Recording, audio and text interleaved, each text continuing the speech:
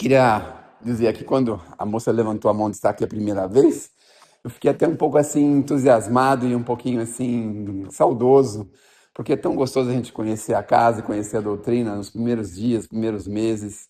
É claro que eu faria um pouco diferente do que eu fiz quando eu conheci. Porque quando eu conheci, eu peguei o livro dos Espíritos, por exemplo, e ficava chamando todo mundo para eles escutar as verdades que tinha lá, para eles ouvirem, sabe assim? A gente queria converter todo mundo e queria que todo mundo ficasse diferente, fosse diferente.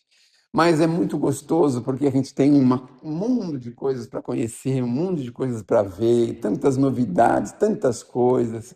Em algum momento a gente vai até arrepender de ter conhecimento, tanto conhecimento que a doutrina dá para a gente, né? Mas enfim, aí a gente já está nela. Tem uma música do Padre Marcelo que ele fala assim que a gente está no meio do mar, do meio do mar não dá para voltar mais, né? Então tem que ir só para frente. Então a ideia é essa, basicamente é essa daí. É que nem um relacionamento, né? Um relacionamento também é assim, né?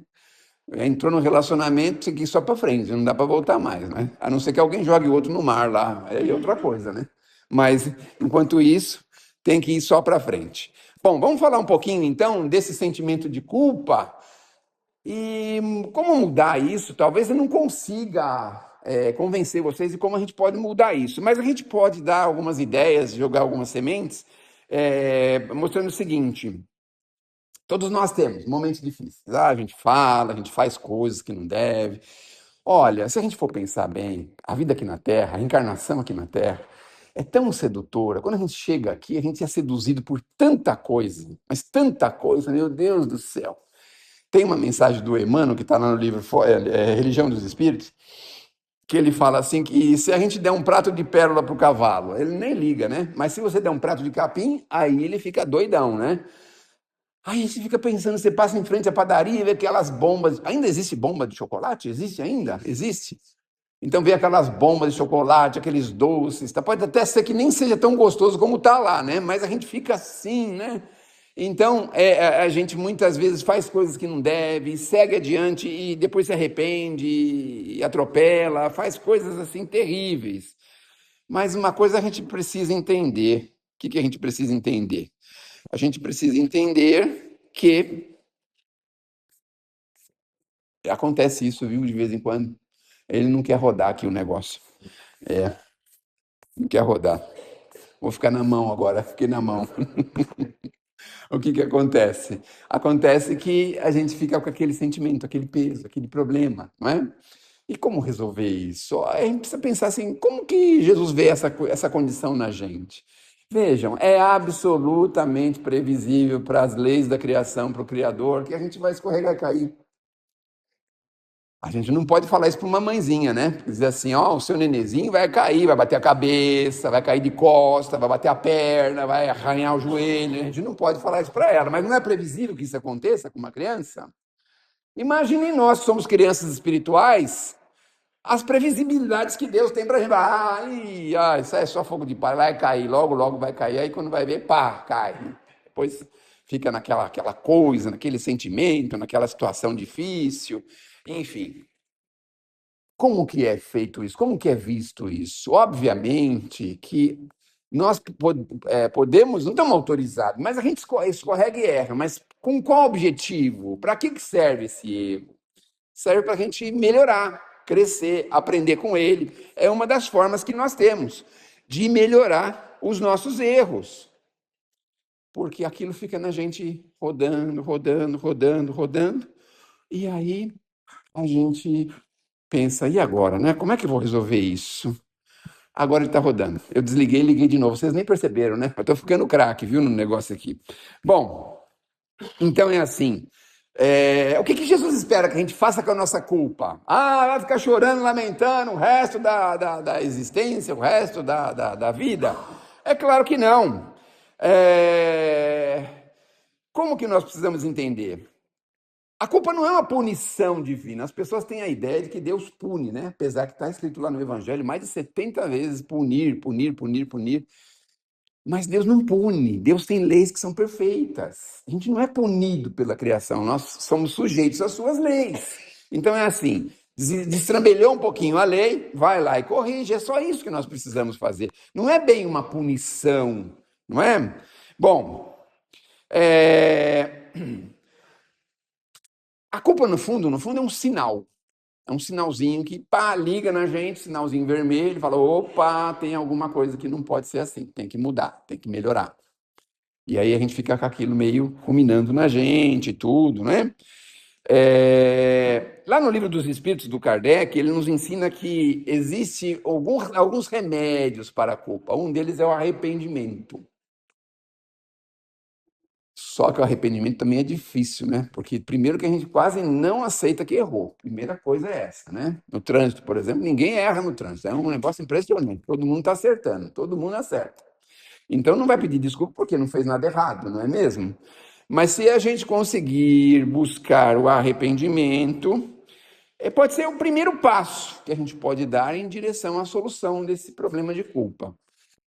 Vou falar um fato que está num livro do Chico. No livro, né, eu acho que está numa psicografia esparsa do Chico, antiga, da década de 70, se eu não me engano, em que houve um incêndio num circo no Rio de Janeiro chamado Gran Circo Americano. E foram reunidas lá centenas de crianças do Brasil inteiro. E aí um palhaço lá ficou bravo com o dono do circo, pôs fogo na casa do dono do circo, lá no barraco dele, que rapidamente se estendeu na lona e criou aquela confusão. Então, o que significou isso? Depois o Chico veio explicar para a gente que essas pessoas que estavam envolvidas nesse problema, elas tinham um problema de culpa de quase 1.700 anos atrás.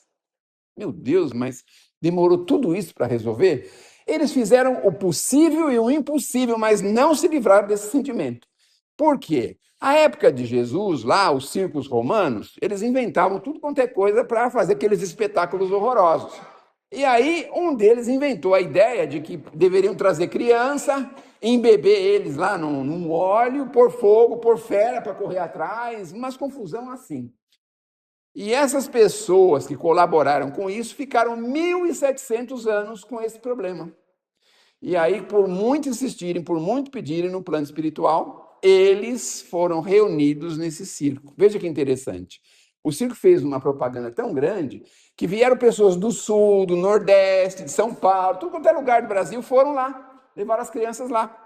Os pais levaram as crianças lá. Veja que coisa interessante. Que eram basicamente, justamente essas pessoas envolvidas nessa culpa. Então é só para mostrar que as leis funcionam e são perfeitas, absolutamente perfeitas. E assim, pode demorar, mas uma hora a gente vai ter que sentar e discutir como é que vai ser essa solução, a solução dessas coisas que a gente faz para as pessoas, não é? Bom, sentir culpa não significa ficar parado. Sentir culpa não significa ficar parado, mas iniciar um movimento de mudança. Então, a gente está, às vezes, envolvido com esse sentimento, a gente precisa dar alguns passozinhos, ainda que sejam curtos, na direção da renovação, da melhoria, do aprimoramento. É isso, só isso que nós precisamos fazer. Agora, também tem um detalhe, isso é bem consolador, viu? Isso é bem consolador. Eu tenho poucas coisas que são consoladoras, mas essa aqui é bem consoladora. Não se preocupe, viu? Mais cedo ou mais tarde, a providência divina arruma um jeito da gente arrumar as coisas. É. E quando a gente menos espera, por exemplo, chega um genro em casa. Chega um genro em casa. E aí, no primeiro jantar que ele almoça lá, ou janta na nossa casa, a primeira refeição, aí a sua filha fala assim: escuta, pai, quanto é que vale a nossa casa? A primeira coisa que ela pergunta é essa: o primeiro jantar que ele vai, ou almoço que ele vai na nossa casa, a nossa filha já pergunta isso. Já pensaram? Que coisa? Chegou um genro. Estava indo tão bem, né? E de repente chegou um genro. Chegou uma nora, de repente uma nora também, né? E chega lá um furacão, um problema terrível, né? Aquela coisa terrível. Então a providência divina vai arrumar um jeitinho de você se acertar com as leis. Às vezes você tem que voltar num trabalho mais difícil, com pessoas mais difíceis. Uma análise agora de consciência dos últimos 50 anos, quem tem mais de 50, quase ninguém tem 50 aqui, mas vamos imaginar que tenham, né? Um pouco mais de 50 anos, e olha assim pelos caminhos que passou, as pessoas difíceis com quem conviveu, as coisas difíceis que passou. Na maioria das vezes são as leis funcionando. Olha só, para nos ajudar. Veja, a gente pensava, nós chegamos a pensar de que a gente era espizinhado pela criação, que Deus ficava lá de cima e olhava para a gente e falava, aí tá andando errado, vai lá em cima dela. Dava a impressão que era assim, né? Que tinha alguém olhando para a gente e falando, meu Deus do céu, não consigo um bom emprego, estou sempre sem dinheiro, estou sempre atrapalhado, nada dá certo. Dá a impressão que tem alguém lá monitorando a gente, o que a gente está fazendo. A providência divina está nos ajudando a nos livrarmos de problemas. Vocês lembram? É que aqui na Chácara Clabim quase ninguém vai se lembrar disso, mas quando a gente era criança, aquele arrozinho com ovo, sabe? Assim, na Chácara Clabim, óbvio que não vai dar isso para os filhos, né? Nada disso, né? Tá certo? Só se for um ovo gourmet que pede aí em algum lugar aí para trazer, né? Mas aquele arrozinho com ovo, que a gente ficava tão feliz na casa da gente, dormia com o pezão sujo, a mãe da gente passava o panão lá no pezão da gente para dormir, para não sujar a cama. Olha que beleza. Andava na bicicleta dos outros, não tinha bicicleta. Jogava bola em qualquer posição, porque não tinha bola nem nada, e jogava em qualquer posição, né? As mocinhas brincavam de boneca na casa da menina, que tinha 3, 4 bonecas, ficava lá até tarde brincando com as bonecas dela, junto com ela, né? Era tão gostoso isso, né? Mas depois a vida foi se aperfeiçoando e tudo, e nós chegamos onde nós estamos hoje. De vez em quando a gente olha para trás e fala, poxa vida, como a gente era feliz, não? Como a gente era feliz. Bom, existem dois tipos de culpa. Vamos relaxar um pouco, tá? Tem a culpa útil e a culpa inútil. Mas como assim? Uma culpa útil, uma culpa inútil? O que que é isso, né? Bom, a culpa útil é aquela que impulsiona a gente a se melhorar. Essa é a culpa útil, não é? Bom, errei, agora eu preciso corrigir. Sabe assim? Por exemplo, deixa eu ver um erro assim que não é muito comum, mas, por exemplo, não sei. Bom, daqui a pouco vai me surgir um erro que não é muito comum. E tem a culpa, que é a culpa inútil, a culpa destrutiva. Qual que é a culpa destrutiva?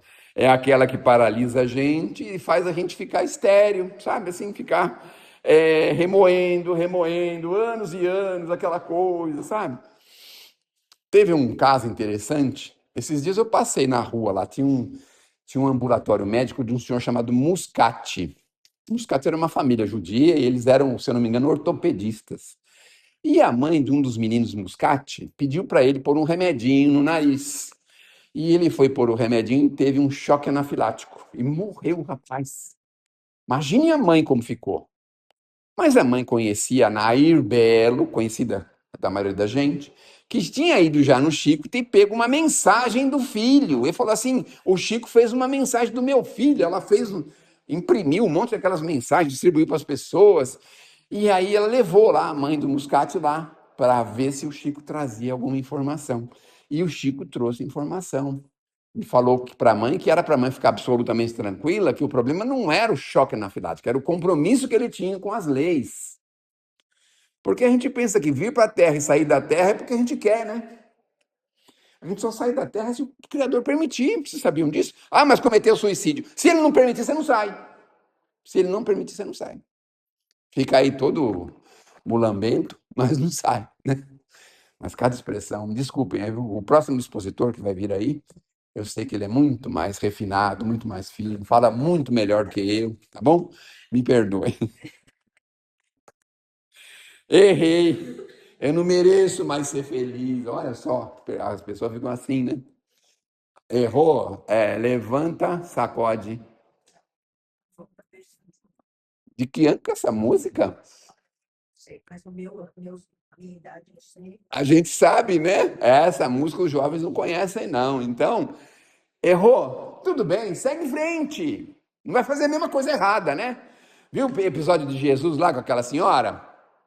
É interessante que Jesus só falou com a senhora, não falou com o senhorzinho que estava com ela, né? Interessante isso, né? Eu não posso falar uma coisa que eu tinha vontade de falar, por isso que eu dei esse suspiro. Eles pediram para não falar, que é muito polêmico. Mas, enfim. Então, é assim.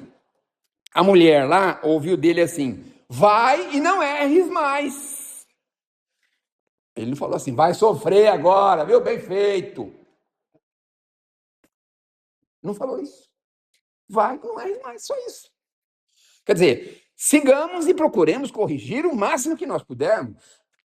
Porque também pelas nossas imperfeições, vamos imaginar, agora tá me vindo aqui uma comunicação extra. A gente faz um desenho. Sabe o desenho que a gente sabe fazer? 90% da gente sabe fazer aquela casinha com aquele solzinho, né? Um caminhozinho assim, uma janelinha, né? Daquelas janelinhas antigas. Esse é o desenho que a gente sabe fazer, né? Por mais que... A senhora também gosta desse desenho, é bonitinho, né?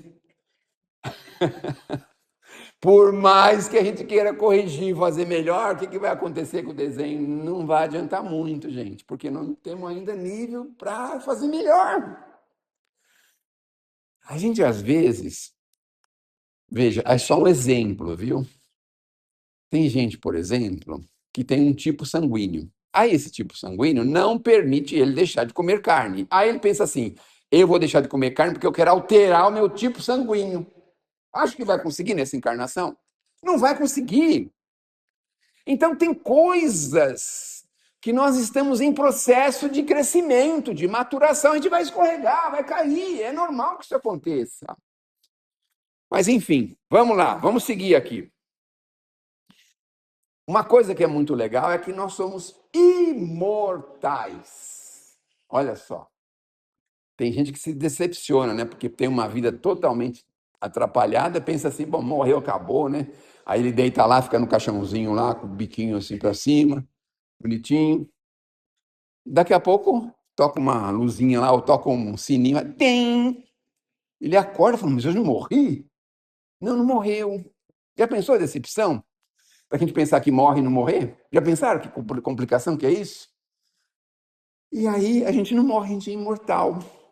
Então aí chama a gente, vai para o escritório, senta lá na frente do chefe, e o chefe vai falar para ele: vamos ver a sua vida aí, traz sua ficha. Tem uma mensagem do Chico que chama A Ficha, é do João Mateus. É.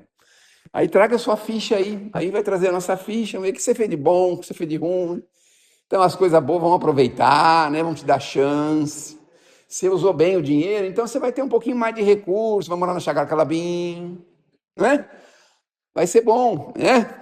Ah, mas você atrapalhou por aqui. Ah, poxa vida, você vai ter que receber aí 2 netos que vão infernizar a tua vida, porque você foi atrapalhar a vida desses 2 rapazinhos, meu Deus do céu.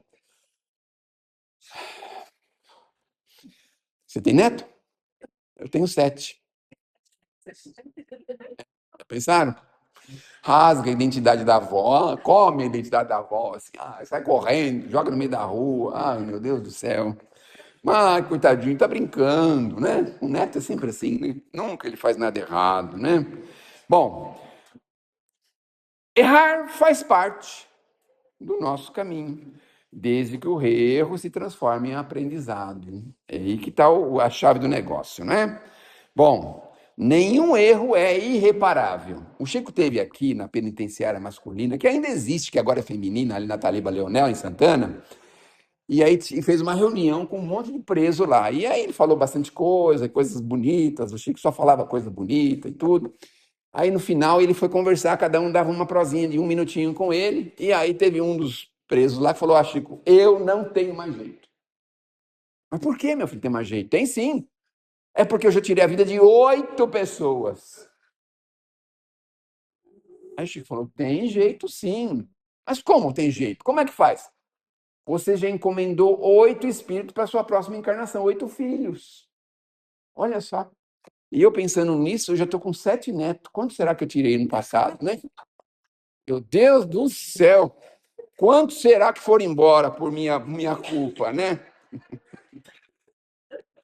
Não é castigo, é trabalho interior, viu, gente? A gente precisa trabalhar interiormente para corrigir, para melhorar-se, né? É, aceitar o passado é preciso aceitar. Não importa, errou, tudo bem. Agora daqui para frente, porque também tem um detalhe, né? A gente não pode voltar lá, mas a gente pode se fazer daqui para frente. Daqui para frente pode corrigir, pode melhorar, pode aperfeiçoar, pode fazer muita coisa, né? Não esquecer, mas compreender. Colocar na cabeça que nós somos ainda criaturas falhas, nós erramos. Não estou querendo justificar com isso. Ou estou, não sei, né? Porque eu também estou no meio. Mas, enfim, nós erramos, todos nós erramos, né? Todos nós erramos. Se a gente ofendeu alguém, pede perdão. Eu ouvi um negócio legal hoje dizendo que é muito boa a brincadeira, o humor, desde que não ofenda ninguém ou que ninguém se sinta ofendido, né? Até a esse ponto, né? E hoje aconteceu uma coisa com um amigo meu, não foi comigo não, viu? Foi comigo não, foi com um amigo meu, que a gente não pode falar coisa pessoal, né? Então foi com um amigo meu que aconteceu, que a esposa dele falou assim que ela queria uma mesa igual a mesa de banquete. Mas mesa de banquete? Como que é mesa de banquete? É mais de 12 lugares. E aí a palavra banquete ficou na cabeça desse meu amigo, e ele ficou cutucando toda hora falando desse tal de banquete, de banquete, banquete.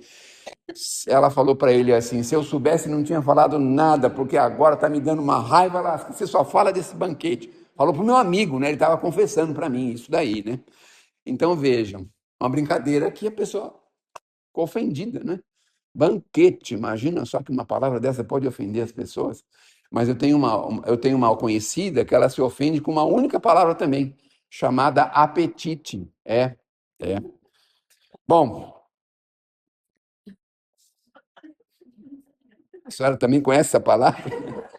Ah, mas não se ofende com ela, né? Não. Olha, não é para ofender ninguém, viu? Essa palavra eu só falei com uma pessoa que eu conheço que fica ofendida com essa palavra aí, tá certo? Reconhecer o erro, tá? Não ficar se justificando, porque a gente fica se justificando. Ah, eu não fui porque eu tive um problema, porque o elevador, por causa. Não justifica. Tá errado mesmo, acabou e pronto, e assume e segue em frente. Essa é a ideia. Arrepender-se com equilíbrio sem autoflagelo também, né? Lembra aquela historinha do... Tem um povo aí, uns muçulmanos aí, uns malucos aí, que desculpe. Mas tem umas pessoas aí que ficam umas cordinhas assim, se batendo, né? Autoflagelação, né? Mas a gente faz de outro jeito, autoflagelação. Você está fazendo, por exemplo, está fazendo regime, aí você vai se autoflagelar, aí você vai lá, compra um bolo e come o bolo todinho, só de raiva, porque você está se autoflagelando. Você sabe que você não pode comer, mas você come, né? Então, uma autoflagelação. Reparar o erro quanto possível, é preciso reparar o erro.